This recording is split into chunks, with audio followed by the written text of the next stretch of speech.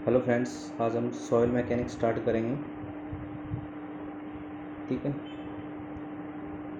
First question से start करते हैं सॉइल मैकेनिक्स को। Okay friends, Stokes law is use to determine.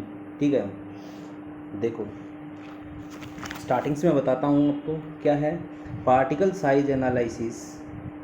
Particle size analysis है particle size analysis है वो दो मेथड से किया जाता है। एक तो सीव एनालिसिस, दूसरा सेडिमेंटेशन एनालिसिस। ठीक है, तो आगे देखो, सीव एनालिसिस है यानी 75 माइक्रोन पार्टिकल से जो बड़े पार्टिकल हैं उनके लिए सीव एनालिसिस किया जाता है, और जो छोटे पार्टिकल हैं 75 माइक्रोन से छोटे पार्टिकल हैं उनके लिए सेडिमेंटेशन एनालिसिस किया जाता है। ठीक है,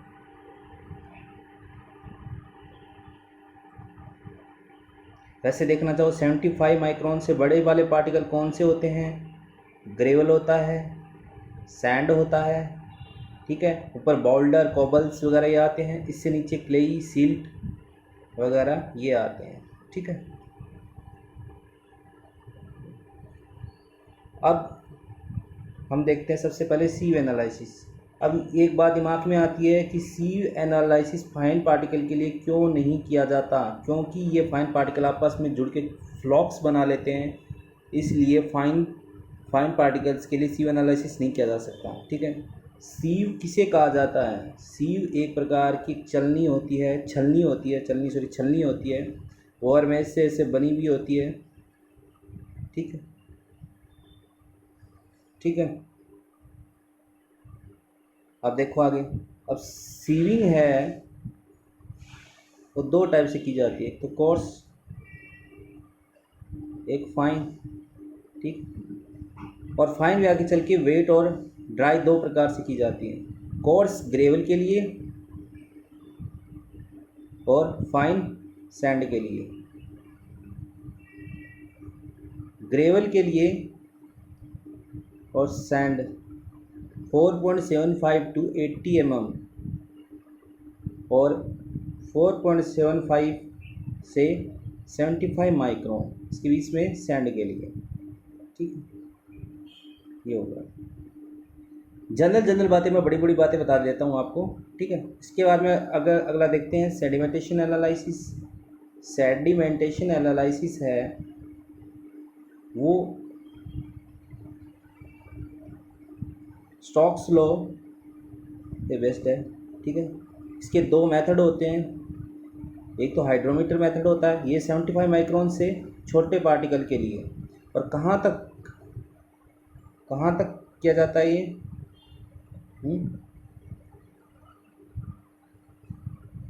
स्टोक्स लॉ वैलिड है 0.2 माइक्रोन से 0.2 mm तक। ठीक है ना, ये देख लेना, यहाँ से यहाँ तक ये स्टोक्स लॉ वैलिड है। ठीक है, एक क्या है, दो मेथड हैं इसके सेडिमेंटेशन एनालिसिस के। एक तो क्या पीपेड मेथड होता है, एक हाइड्रोमीटर मेथड होता है। ठीक है, फिर आगे चल के हाइड्रोमीटर में करेक्शन भी किए जाते हैं, मेनिस्कस करेक्शन, फलाना टेम्परेचर करेक्शन, डिस्पर्जिंग के लिए ये सब किया जाता है। बड़ी बड़ी बातें तो आ गई। चलो देखते हैं आप पहला क्वेश्चन क्या है। Stokes law is use to determine the specific gravity of determination of density of soil suspension, grain size distribution of those soils whose grain size is finer than 75 micron।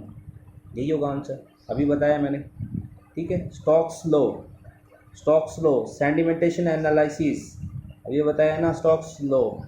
ठीक है, सेडिमेंटेशन एनालिसिस, और ये laminar flow के लिए किया जाता है। ठीक है, और स्टोक्स लॉ के बारे में मैं आपको बहुत कुछ एक साथ ही बता देता हूँ। स्टोक्स लॉ होता है 0.2 mm से 0.2 माइक्रोन लेमिनार के लिए, फ्लो के लिए। इसमें पार्टिकल को क्या स्फेरिकल मान लिया जाता है। ठीक है, एक इनफाइनाइट मीडियम ले लिया जाता है, मान एज्यूम किया जाता है कि इनफाइनाइट मीडियम है, और एक इंडिविजुअल या डिस्क्रेट पार्टिकल के लिए यह किया जाता है। ऐसी कुछ बातें आती हैं, ठीक है। चलो ठीक है, और ये क्या होगा, सी हो गया। चलो आगे देखो, hydrometer analysis use determine the density of soil. Density of soil, सही है, डेंसिटी ऑफ सॉइल के लिए ही तो किया जाता है। देखो हाइड्रोमीटर एनालिसिस में क्या होता है कि एक ऐसा पीपेट वगैरह लगा रहता है,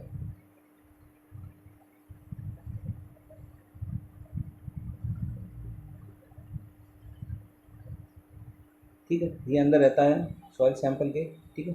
और ये क्या है, सैंपल है मान लो कुछ, इसके अंदर रहता है, ठीक है। और ये क्या है, बल्ब है, ये स्टेम है, ठीक है। ये बल्ब रहता है, ये स्टेम रहता है। इससे ऊपर का वॉल्यूम V/2 है, तो नीचे का वॉल्यूम V/2 का, ऊपर और नीचे का वॉल्यूम सेम रहता है। ये स्पेसिफिक ग्रेविटी है, सेंटर ऑफ स्पेसिफिक ग्रेविटी से ऊपर का वॉल्यूम नीचे का वॉल्यूम सेम रहता है, ठीक है। और इसमें जो ग्रेजुएशन से रहती है, ऊपर से नीचे जा इंक्रीज होती हैं, ठीक है। ऊपर से नीचे की, ये जो ऐसे बनाया था ना मैंने ऐसे, तो ऊपर से नीचे यहाँ से 0, यहाँ 10, यहाँ 20 ऐसे कुछ रहती है, ठीक है। और ये है सॉइल सस्पेंशन की डेंसिटी, रिलेटिव डेंसिटी बोल दो या डेंसिटी को फाइंड आउट करने के लिए किया जाता है, ठीक है। और इसमें हम वेट, शेप, ये कुछ चीज़ें हैं, इनको क्या है, हम इक्वल मान के चलते हैं, ठीक है। सेम स्पेसिफिक ग्रेविटी भी, ठीक है, ये हो जाएगा, ठीक है। अब देखो अगला वाला क्या क्वेश्चन है, the standard temperature at which hydrometer is calibrated. यही होता है स्टैंडर्ड टेम्परेचर, बोलो तो रूम टेम्परेचर पर, ठीक है। इसी पे किया जाता है हाइड्रोमीटर। इससे ज़्यादा होगा, इससे कम होगा, इससे ज़्यादा होगा पॉजिटिव ले लेंगे, इससे कम होगा तो नेगेटिव ले लेंगे, ठीक है। अगला देखो question, the hydrometer analysis performed it require correction for. मैंने बताया टेम्परेचर के लिए भी किया जाता है, बताया मैंने आपको, टेम्परेचर के लिए, मेनिस्कस के लिए, डिस्पर्जिंग के लिए, सबके लिए किया जाता है।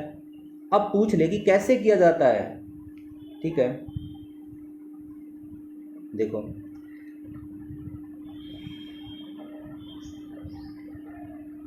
डेंसिटी टेम्परेचर के लिए बताऊं तो डायरेक्ट समझोगे तो कुछ नहीं, 27 डिग्री सेल्सियस से ज़्यादा होगा, ठीक है,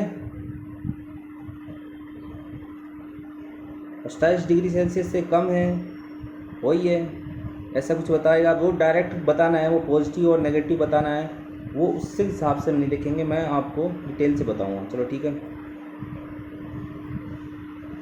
टेम्परेचर इंक्रीज होता है तो क्या होगी, फ्लूइड की डेंसिटी है वो कम होती है। और हमने ये जो सैंपल के लेते हैं, पिपेट अंदर लेते हैं, ठीक है, ये इसके अंदर पार्टिकल्स हैं, कोर्स पार्टिकल भी होंगे, कुछ फाइनल पार्टिकल भी होंगे सैंपल में, ठीक है। Vs होता है वो डायरेक्टली प्रोपोर्शनल टू d² होता है, ये भी बताता हूँ आपको कैसे होता है, according to Stokes law,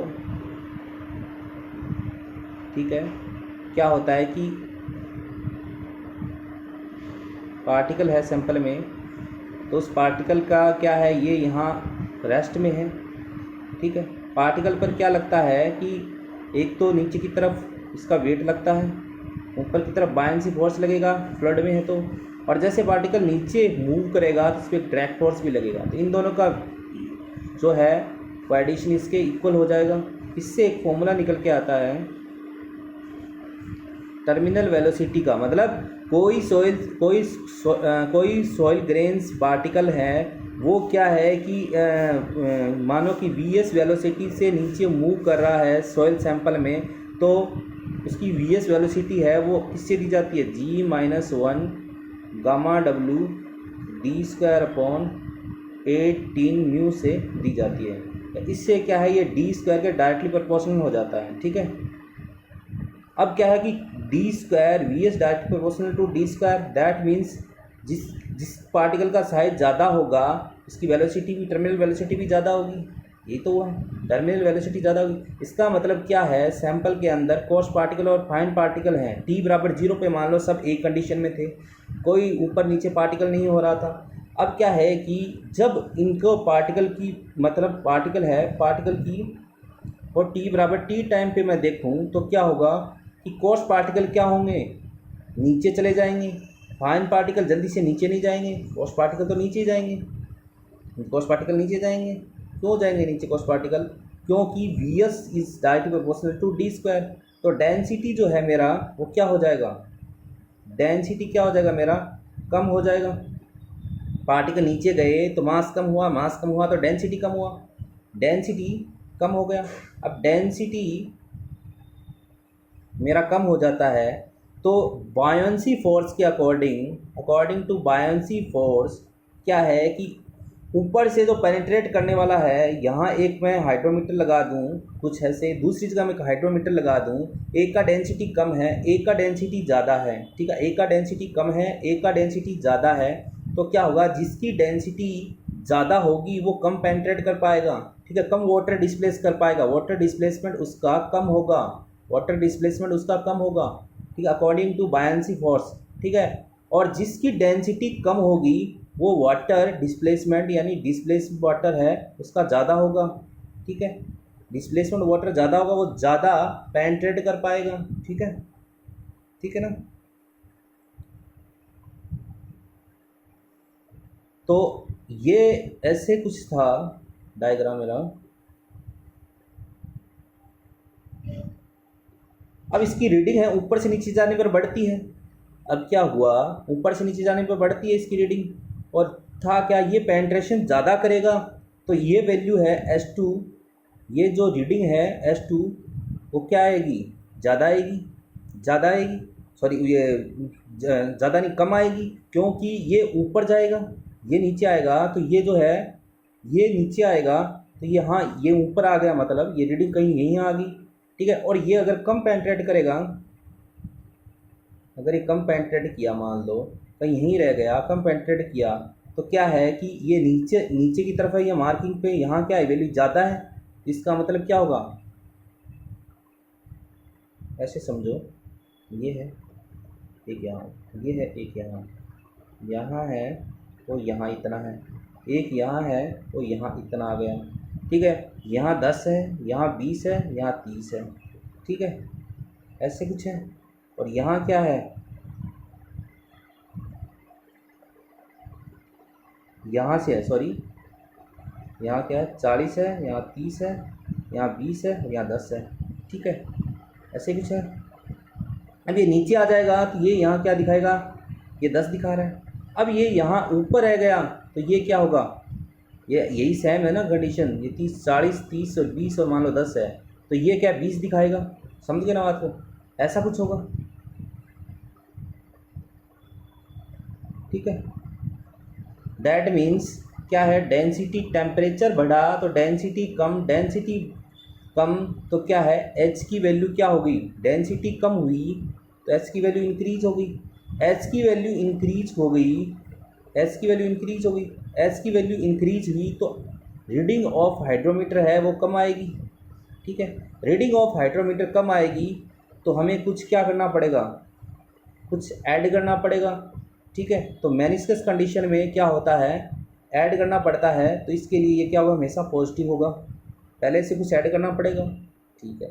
temperature में क्या होगा, सॉरी ये क्या मैंने क्या बता दिया, ये इसमें आएगा टेम्परेचर में, जब टेम्परेचर इंक्रीज होगा तब क्या होगा, ये पॉजिटिव होगा, और इसके जस्ट विपरीत जब टेम्परेचर लो होगा तब ये नेगेटिव हो जाएगा, ठीक है। मेनिस्कस में क्या होता है, मेनिस्कस में क्या होगा, मेनिस्कस में देखो ये मैंने कोई सॉइल सैंपल लिया, ठीक है, अब सॉइल सैंपल लिया तो क्या है कि जनरली मेनिस्कस में क्या अपन कोई देखते हैं, मेनिस्कस को कैसे कहाँ से मेजर करते हैं, मेजर तो यहाँ से करना चाहिए, ठीक है। मान लो कि कोई सॉइल सैंपल था वो ट्रांसपेरेंट नहीं था, ये सैंपल है वो ट्रांसपेरेंट नहीं था, ठीक है, ट्रांसपेरेंट नहीं था, तो हमने क्या ऊपर से ही यहाँ इस लेवल को मेज़र कर लिया। करना हमें मेनिस्कस में ये लेवल मेज़र चाहिए, ठीक है। हमने ऊपर वाली रीडिंग ले ली और लेनी चाहिए थी नीचे वाली रीडिंग, तो वही है हाइड्रोमीटर की, हम ऊपर वाली रीडिंग लेंगे और एक लेने वाली चाहिए थी कितनी, नीचे वाली रीडिंग, ठीक है। तो नीचे वाली ज़्यादा होती है, ऊपर वाली कम होती है, तो हमें क्या है, अब कम वाली लिए है तो उसको ज़्यादा करना पड़ेगा, तो हमें क्या है पॉजिटिव लेंगे, ठीक है।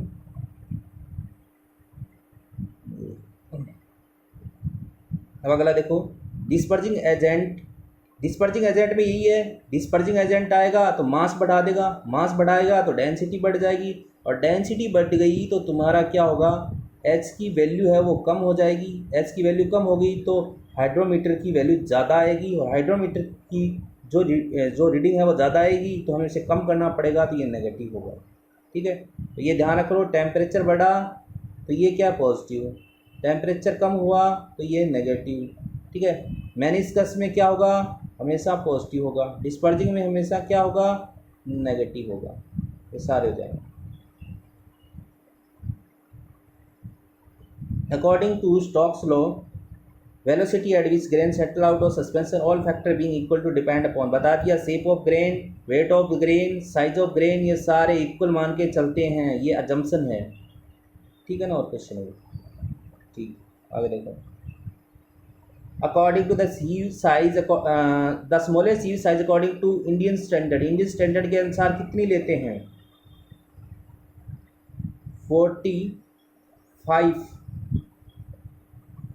45 माइक्रोन ली जाती है, ठीक है। इंडियन स्टैंडर्ड के अनुसार 45 माइक्रोन ली जाती है, ठीक है। 45 माइक्रोन का मतलब क्या हुआ, ये आंसर हो जाएगा, ठीक है। मानते हैं, वैसे देखो, वैसे क्या है कि वैसे तो 75 माइक्रोन को लिया जाता है इधर स्मॉलर सीव साइज, क्योंकि 75 माइक्रोन से नीचे वाले पार्टिकल फाइनर होते हैं, और फाइनर पार्टिकल के लिए सीव एनालिसिस नहीं किया जा सकता क्योंकि वो फ्लॉक्स बनाने लग जाते हैं, ठीक है। लेकिन इंडियन जो स्टैंडर्ड है वो किसे मानता है, वो इसे ही मानता है, 45 माइक्रोन तक को ही कंसिडर करता है, ठीक है। 45 माइक्रोन तक ही को ही कंसिडर करता है। According to Indian standard a 2 mm sieve, 2 mm sieve का मतलब मैंने बताया था, ये कोई छलनी है, सीव है, इस तरह वायर मेश लगे रहते हैं, ये एक स्क्वायर सा बना रहता है, ठीक है। ये स्क्वायर सा, इसे होल कह दिया जाता है, और ये इसका डाया हो गया डी, ठीक है। अब क्या बोला है, 2 mm की सीव है, तो ई सीरीज क्या है, क्या होगी, 2 होल्स, देयर आर 2 होल, गलत है, सर्कुलर नहीं होगी, स्क्वायर होगी, ठीक है। साइड इज, तो ये स्क्वायर है तो इसका क्या होगा, 2 mm का होगा, इसका प्रत्येक का यानी डाया को बताता है ये, तो डाया बराबर कितना है 2 mm, और 2 mm का मतलब ये सारी 2 2 2 2 होगी, बस यही है, कुछ नहीं बताया।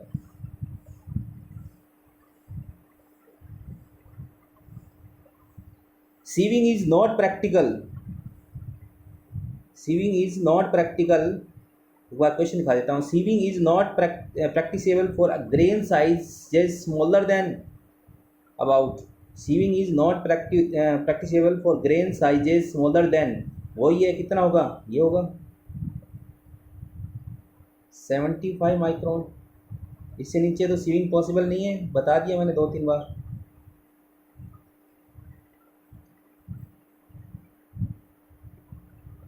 The effective size of a soil is, effective size of soil है वो D10 से डिनोट किया जाता है, ठीक है। D10 से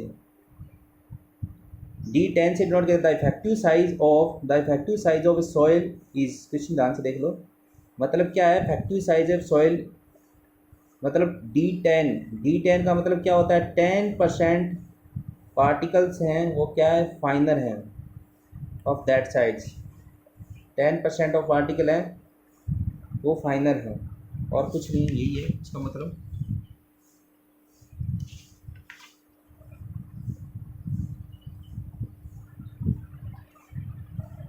आगे वाला क्वेश्चन देखो, particle size range is measured by, देखो क्वेश्चन देख लो ध्यान से, particle size range is measured by, अब क्या है,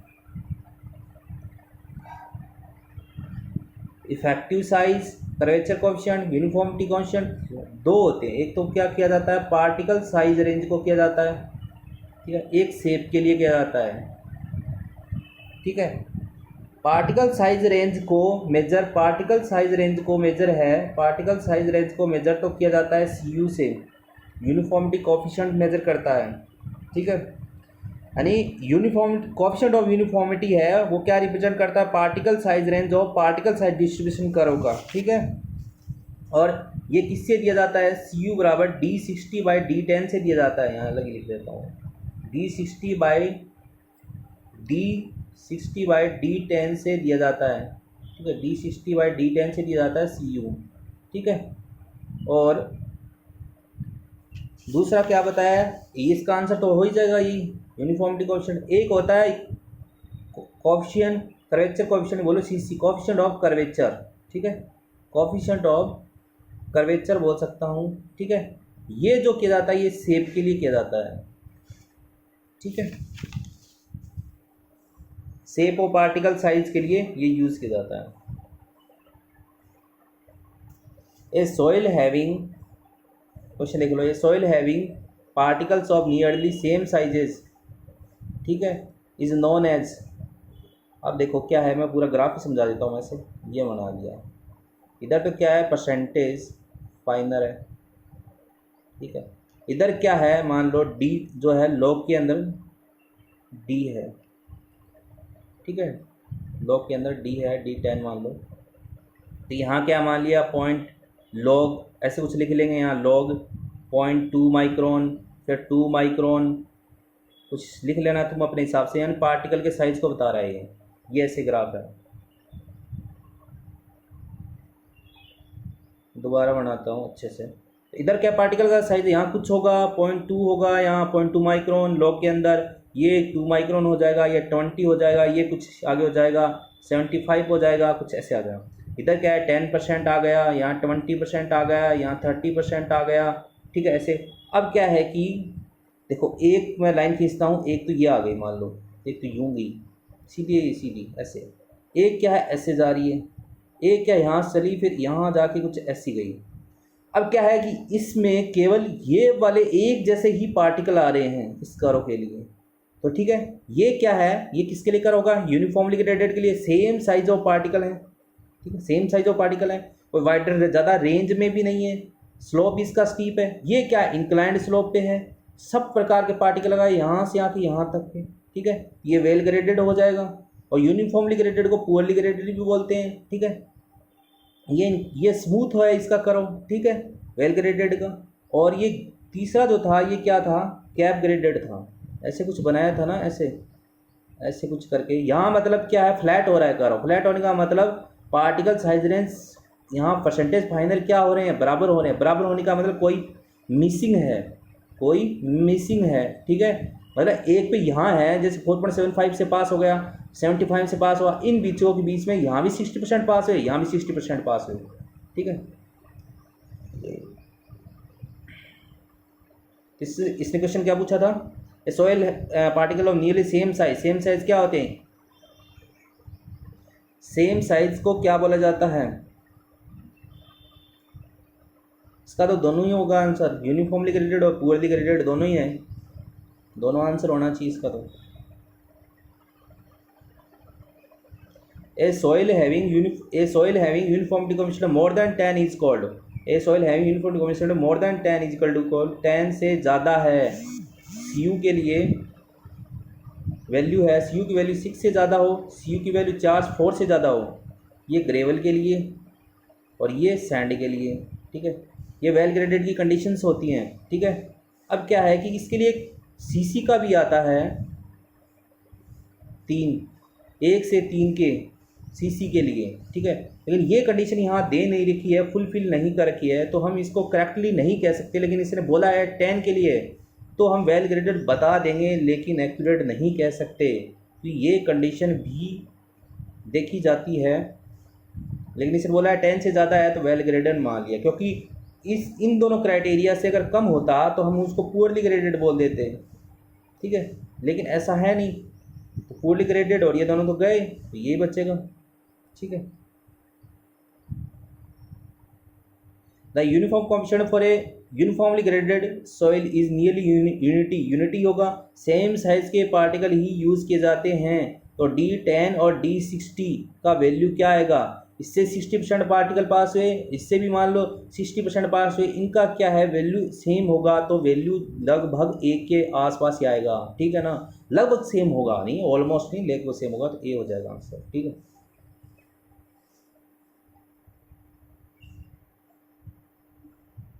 Stokes law is applicable to effective size up to effective diameter, ये मैंने बताया आपको थोड़ी देर पहले ही बताया था, 0.2 माइक्रोन से 0.2 mm तक, ठीक है, यही तो बताया था। यहाँ क्या बताया है, 0.2 mm, ये रहा।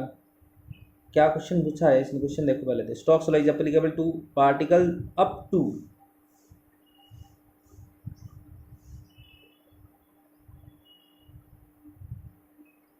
अप टू, ऊपर वाला साइज पूछा है क्या, ऊपर वाला साइज तो 0.2 mm ही होना चाहिए, नीचे वाला साइज ये है, ऊपर वाला क्या होगा, वही होगा,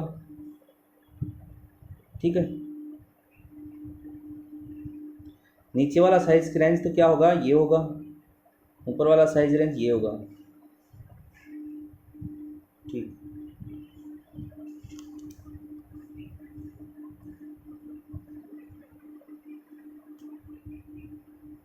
अब क्या वाला है, sieve analysis is done if all particle do not pass through square opening of 0.0075 mm। sieve analysis is done if all particle do not pass through the square opening of, तो ये सही तो है, 75 माइक्रोन से जो particle pass नहीं होते हैं उन्हीं के लिए तो किया जाता है, ठीक है, बड़े पार्टिकलों के लिए तो किया जाता है, सही तो है, बता दिया मैंने स्टार्टिंग में। ये the uniformity coefficient of soil is defined as the, देखो ये मैंने अभी बताया, यू मैंने बताया D60/D10 होता है, इसका आंसर तो ये हो जाएगा। CC जो होता है कोएफिशिएंट ऑफ कर्वेचर, उसका वैल्यू होता है वो D30 का square by D60 multiply by D10 होता है, ये भी याद कर लेना, ठीक है। थैंक यू, लाइक करो एंड सब्सक्राइब करो।